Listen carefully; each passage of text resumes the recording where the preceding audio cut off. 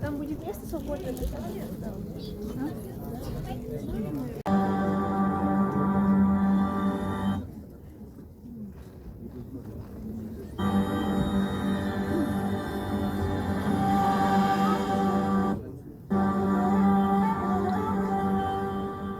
Сувары, эсегелы, барсилы – наиболее крупные из них.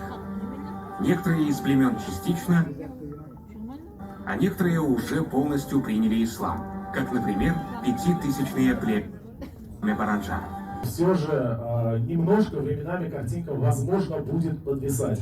Но, так как народу много, сразу после конца этого фильма также здесь состоится творческая встреча с создателями фильма. Поэтому еще раз приносим свои извинения и приятного вам просмотра.